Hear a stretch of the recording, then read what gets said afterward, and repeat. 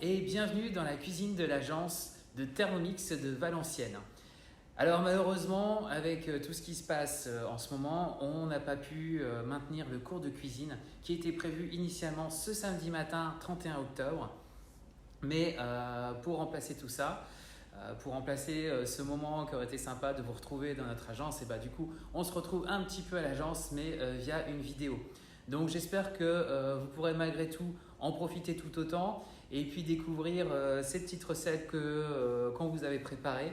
Et justement, on va quand même les faire ensemble via la vidéo, mais on vous transmettra quand même tous les petits conseils et toutes les petites astuces qu'on avait souhaité vous transmettre à ce moment-là.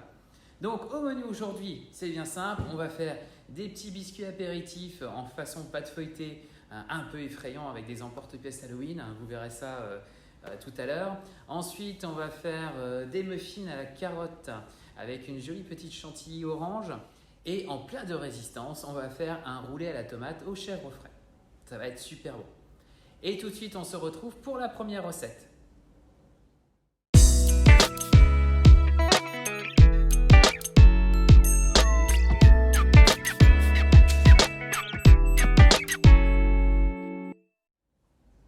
Donc, la première recette de ce cours de cuisine, je vous propose de faire une pâte feuilletée. Bon, la pâte feuilletée, c'est toujours un petit peu le truc, waouh, on se dit, la pâte feuilletée, ça va être super trop dur à faire avec le Thermomix. Eh bien non, la pâte feuilletée, c'est assez simple, c'est même très simple avec le Thermomix, ça va hyper vite. Pour ça, je vous conseille d'utiliser la recette pâte feuilletée express que vous trouvez sur Cookidoo, évidemment. Donc cette pâte feuilletée express, il faut la faire, comme elle le dit, expressément vite. Tout est dans la rapidité, la fraîcheur du produit qu'on va conserver. Plus la pâte sera encore froide, plus on va arriver à conserver ce feuilleté. Évidemment, pour travailler cette pâte feuilletée express, on va utiliser du beurre congelé. Ça, c'est très important. Préalablement congelé au moins 24 heures. Plus il aura été congelé longtemps, plus le beurre sera congelé à cœur et mieux ce sera pour votre résultat de feuilletage. Donc 200 g de beurre feuilleté, de beurre surgelé, 200 g de farine de blé et 90 g d'eau froide. Et plus elle est froide, mieux c'est. Une demi-cuillère à café de sel.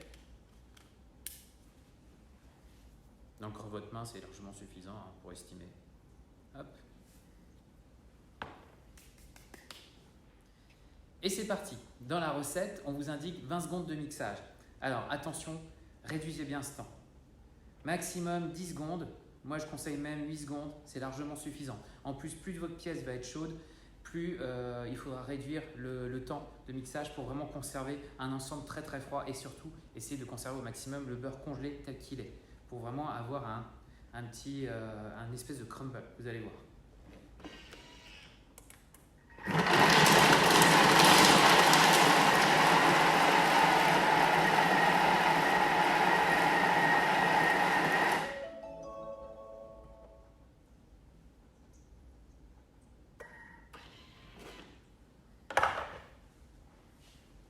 Voilà, l'objectif c'était vraiment d'avoir ce résultat-là et pour pouvoir le travailler tout de suite. Alors ce crumble, on va le travailler le plus rapidement possible. Hop, allez, il est plutôt pas mal.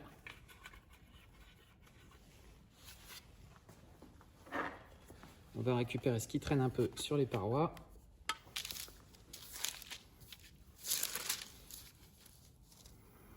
Alors moi j'ai fait mon feignant, j'ai mis une feuille de papier cuisson pour éviter de fariner mon plan de travail.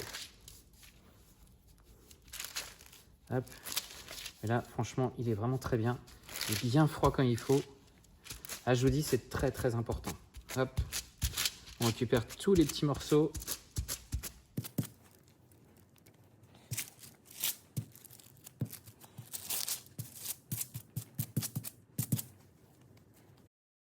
Ah, vous pouvez sentir que la pâte est quand même vachement dure.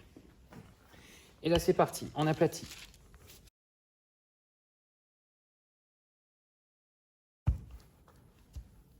Alors, je ne sais pas si vous voyez bien, vous voyez tous les petits morceaux de beurre congelés encore, on les voit bien sur la pâte. Ça, c'est capital. C'est hyper important d'avoir cet effet-là pour s'assurer d'avoir un bon feuilletage.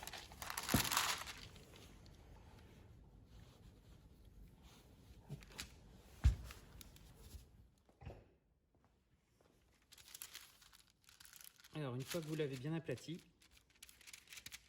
le tout, ça va être de la rouler et de faire ce qu'on appelle, nous, le pliage en escargot. Voilà, on la roule bien. Hop. On récupère bien tout ce qu'on veut. Et on fait un escargot.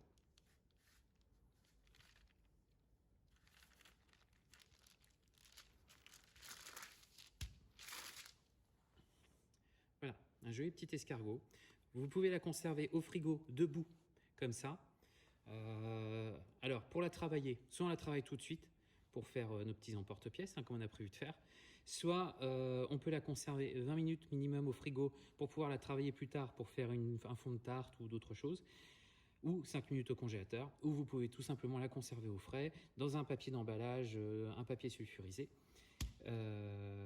et l'utiliser un peu plus tard. Alors nous, ce qu'on va faire aujourd'hui, c'est la travailler tout de suite, faire des emporte-pièces. Dans ce cas-là, pour la retravailler, c'est vraiment dans ce sens-là. Vous voyez, l'escargot, il est comme ça. C'est là qu'on va l'aplatir. C'est comme ça qu'on va faire tout le feuilletage.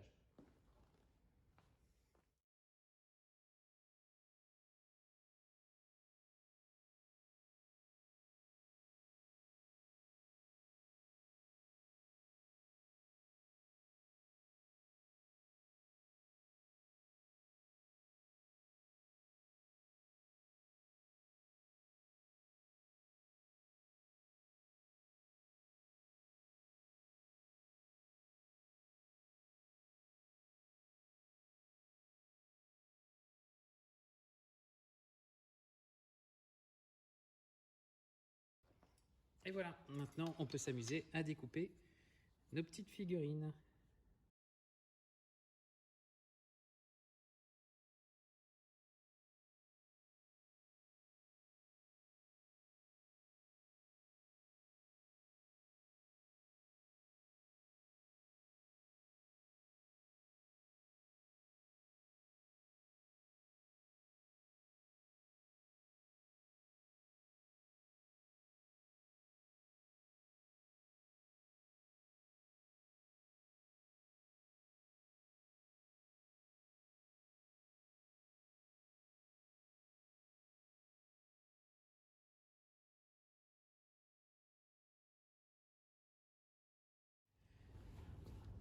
Et voilà, nos petits emporte-pièces sont faits, nos petits biscuits apéritifs un peu effrayants sont presque prêts. Comme on les destine plutôt pour l'apéritif, eh ben, on va mettre un peu de jaune d'œuf dessus.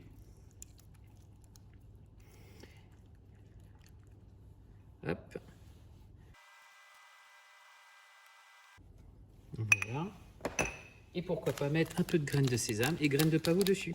Pendant ce temps-là, vous aurez fait préchauffer votre four à 200 degrés. Et voilà, nos petits biscuits feuilletés sont presque prêts. Il n'y a plus qu'à les mettre au four pendant 12-15 minutes maximum à 200 degrés.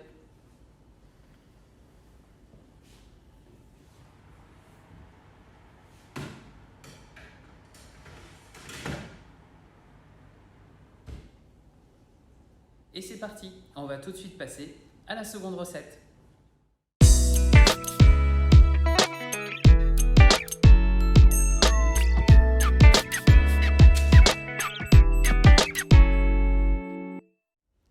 On se retrouve tout de suite pour la deuxième recette du jour, les muffins à la carotte. Et les muffins à la carotte, ce sera un petit dessert bien sympa, qui change un peu au niveau du goût. Et en plus, je me suis amusé à m'acheter un petit moule en silicone, regardez, en forme de petite citrouille. C'est tout simplement sympa.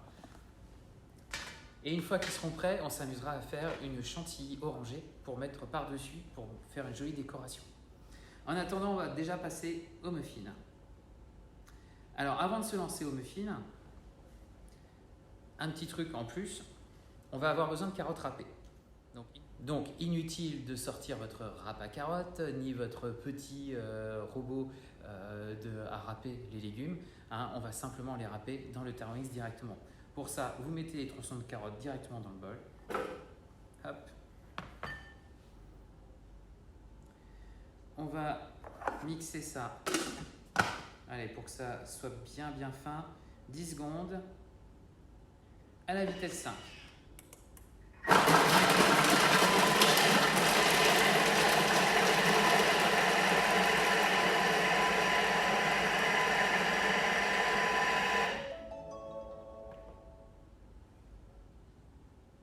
On voit tout de suite le résultat.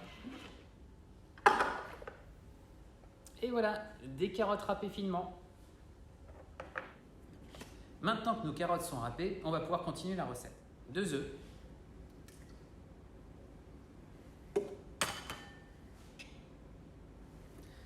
« 130 g d'huile.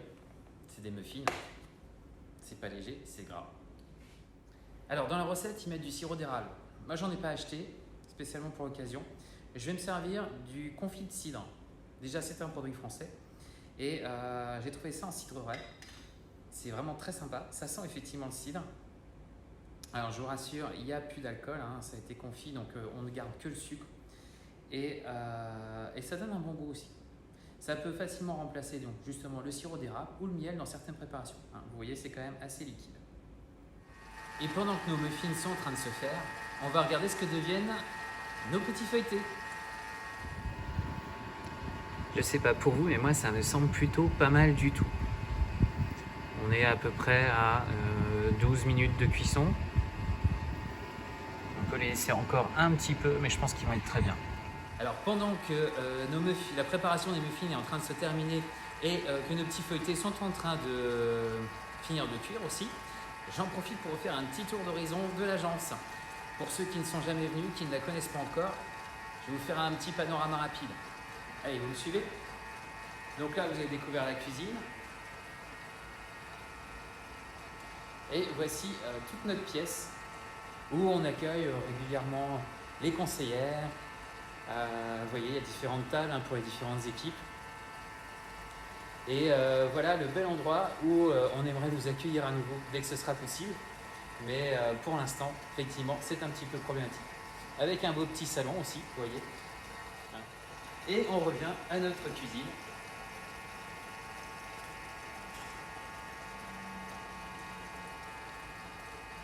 Pour finir la préparation des muffins.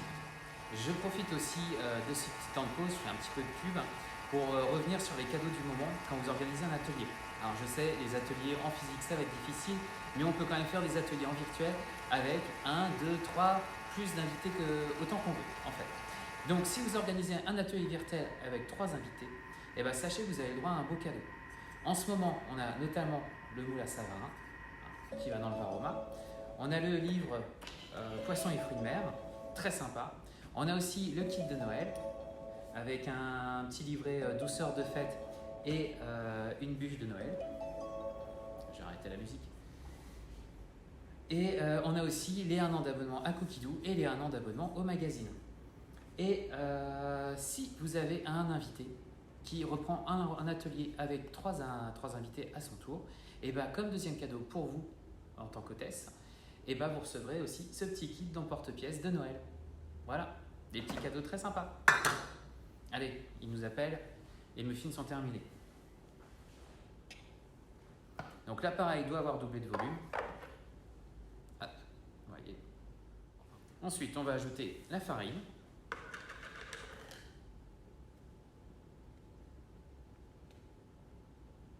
« 125 g au total. 100 g de sucre en poudre.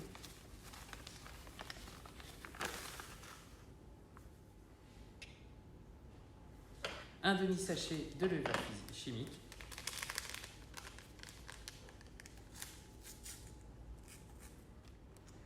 Une demi-cuillère à café de bicarbonate.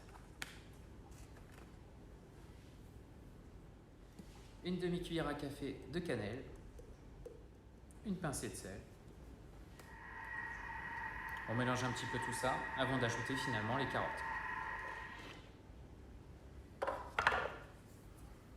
Alors on on peut encore un peu mélanger parce que des fois vous avez la farine qui va remonter sur les côtés. Donc hop. Vous voyez, on obtient une texture un peu grasse, hein, mais bon, c'est ce qui est bon. On ajoute les carottes râpées.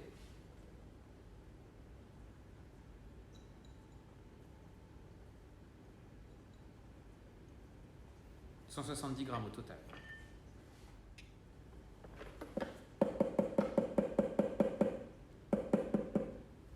Et voilà, vous voyez, on va pouvoir passer ça dans les moules. Mais avant, je vais sortir nos petits feuilletés. Regardez comme ils sont sympas. Plutôt cool. Hein. Ça, avec ça, à l'apéritif, vous faites un tabac au moment d'Halloween.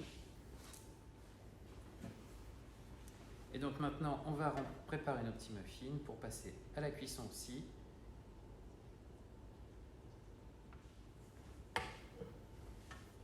Voilà, on n'a plus qu'à les mettre au four.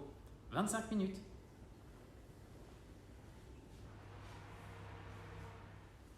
Et on se retrouve pour la troisième et dernière recette. À tout de suite.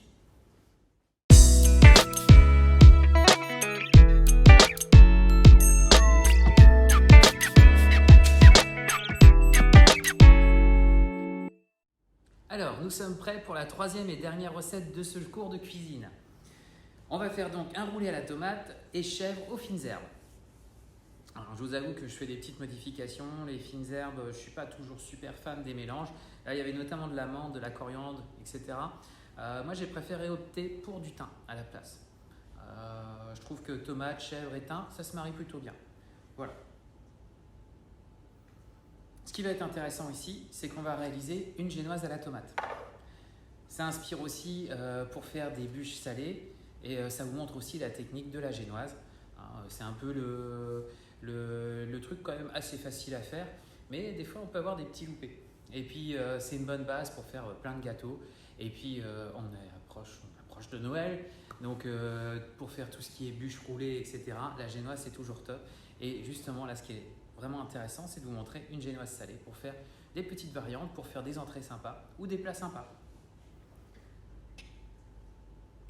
La petite astuce aussi au niveau de la plaque de cuisson, qu'on recouvre d'un papier sulfurisé. Vous voyez, j'ai un peu mis d'eau au fond de la plaque.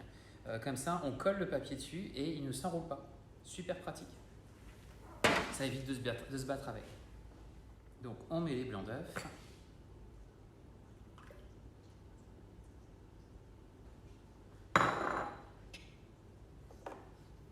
On va les monter en blanc.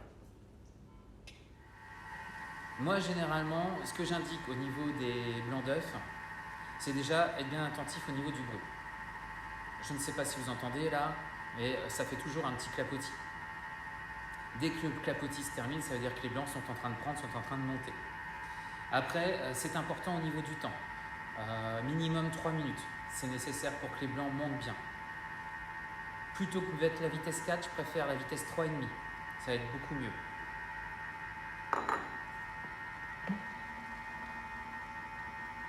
Là, il commence à avoir une belle texture. Ça va être une texture encore certes liquide, mais ça commence à avoir une bonne forme. Là, si vous entendez bien, ça clapote.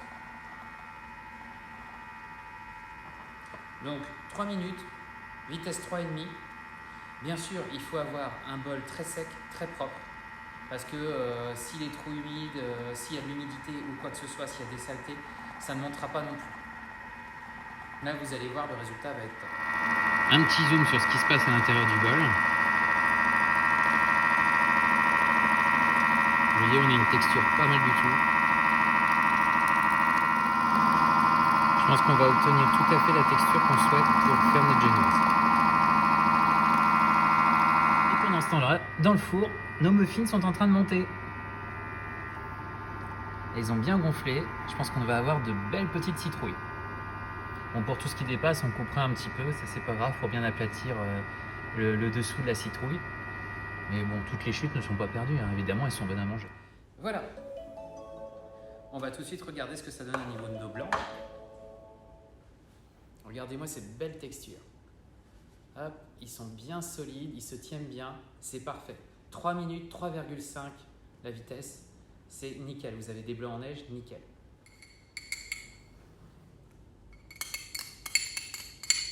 Alors maintenant, on passe à la suite de la recette. On met les jaunes d'œufs, 120 g d'eau. Pendant qu'on est en train de faire cette petite préparation-là, je vous propose de voir comment ça se passe pour nos muffins. On est presque au bout du temps de cuisson. Il doit rester environ 10 minutes. On va tout de suite jeter un œil. Alors, jetons un œil sur nos petits muffins. Ils ont pas mal gonflé. Il ne reste plus beaucoup de temps de cuisson. On va bientôt pouvoir les sortir. Alors, nous revenons sur notre préparation de génoise à la tomate. Là, on est en train de finir de mélanger les œufs et l'eau. On a une belle préparation qui a bien doublé de volume. Très important. Alors, on ajoute 35 g de fécule de maïs.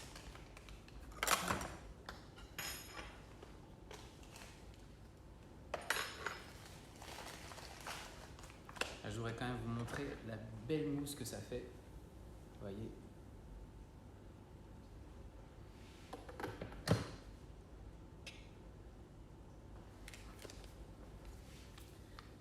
Le demi-sachet de levure. 60 g de beurre fondu.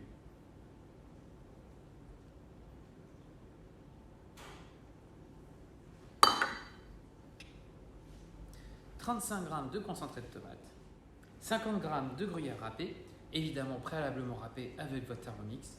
Plus besoin d'acheter de gruyère râpée ou de quelconque autre fromage râpé. Vous faites tout directement avec votre Thermomix.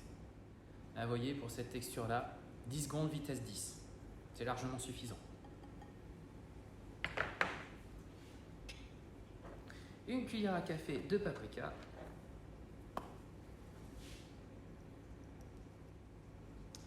Une pincée de sel. Hop. Une pincée de poivre. Donc le mélange obtenu, on va incorporer les blancs en neige dedans pour faire notre préparation de génoise.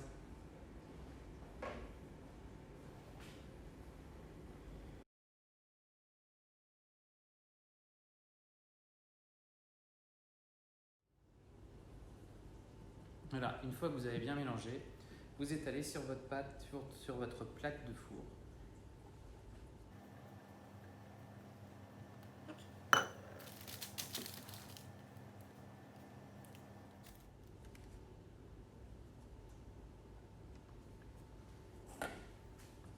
Voilà, 8 minutes au four à 200 degrés. Alors pendant que la génoise est en train de cuire, vous avez deux solutions. Soit vous commencez à préparer tout de suite le chèvre frais pour le fourrage de la génoise, soit vous pouvez en profiter pour commencer l'apéro avec les petits feuilletés. Le feuilletage est vraiment parfait. Et c'est trop bon. Non, on va être sérieux, on va quand même continuer la recette. Voilà, notre génoise est prête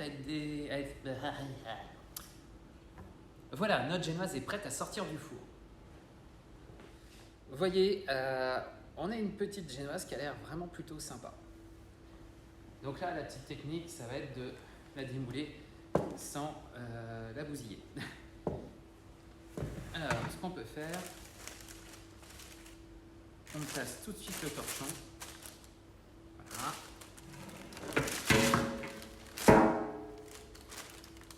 Et on va la rouler dans le torchon.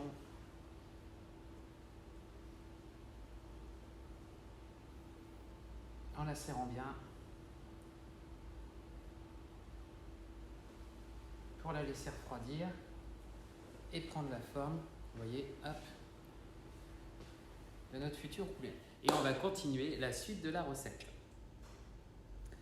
Alors, donc comme je disais, moi je vais plutôt utiliser que du thym.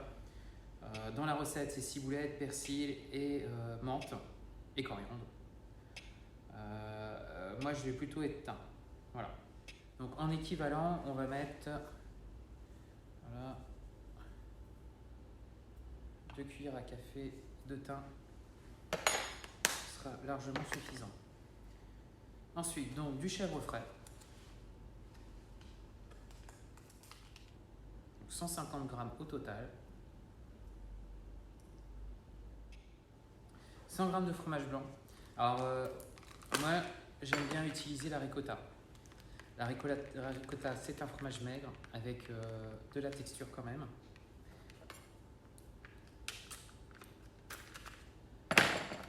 Évidemment, on pourrait utiliser du fromage blanc à 0%, mais la ricotta est vraiment intéressante à travailler.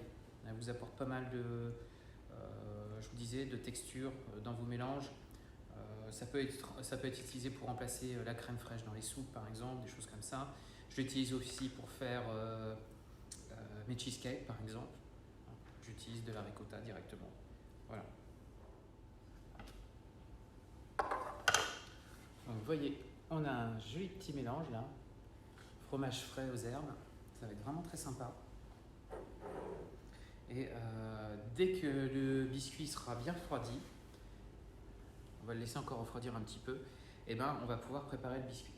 Pendant que notre génoise est en train de refroidir avant de la tapisser avec cette super crème au chèvre frais et au thym, on va s'occuper de nos petits muffins. Donc comme je vous le disais, voilà, c'est un petit peu débordé, hein, vous voyez, il y a un petit peu de surplus.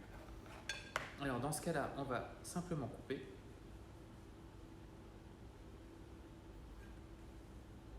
Pour avoir la forme de la citrouille toute seule.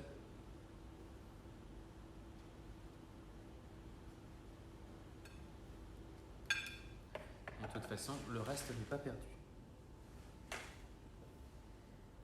Vous voyez, l'idée, c'est d'avoir une belle petite citrouille qu'on va ensuite venir décorer avec notre chantilly orange. Et pour faire notre chantilly orange, eh ben, ça va être très simple aussi. Donc déjà, une fois de plus, vous assurez, comme pour les blancs en neige, que votre bol soit très propre, très sec aussi. Et ce qu'on va faire juste avant de se lancer dans la chantilly, on va faire du sucre glace.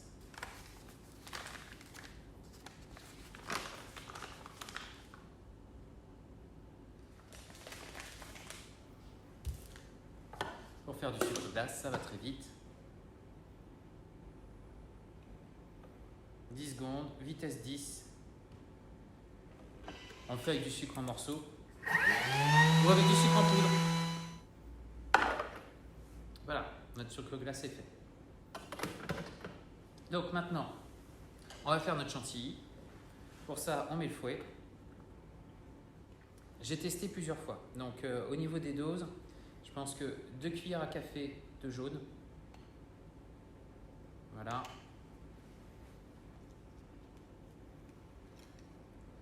Pour 1 cuillère à café de rouge, on devrait avoir une belle couleur.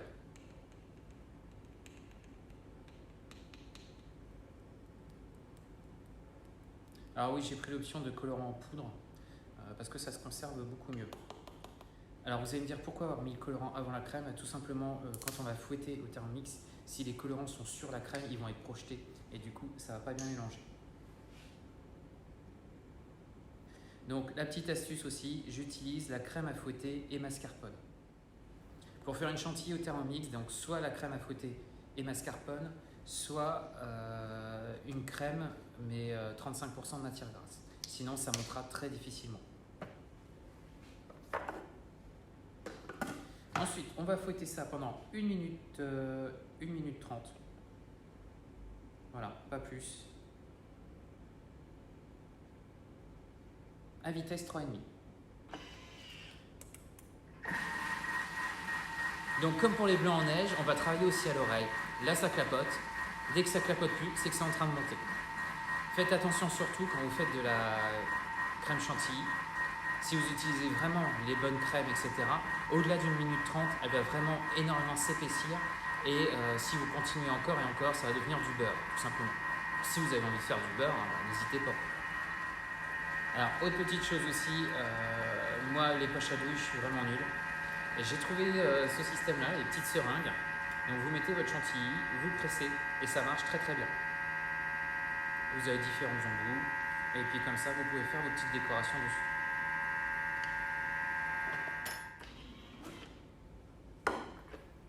Et voilà, une belle chantilly tout orange pour aller sur nos petites citrouilles.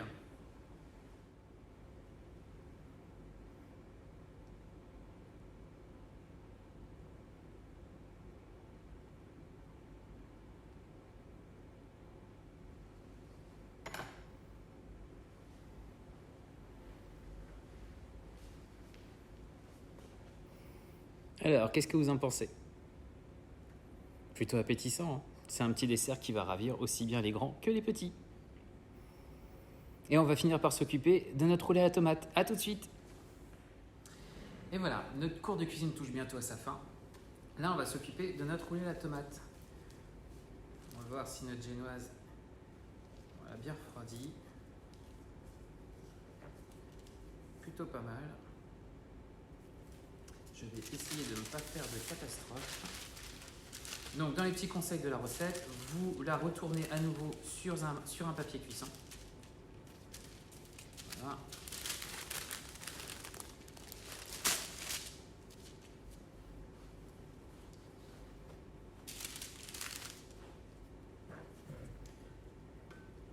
Vous étalez bien toute la crème sur la génoise.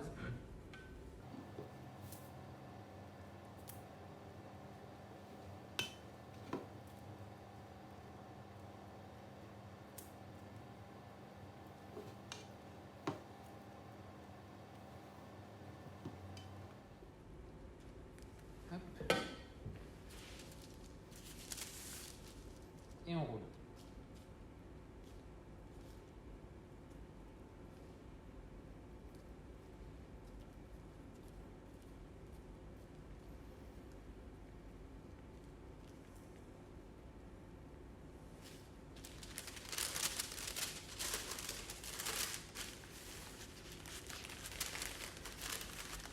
Alors, on l'emballe bien dans le papier cuisson et on va laisser reposer pendant 2 heures au frigo.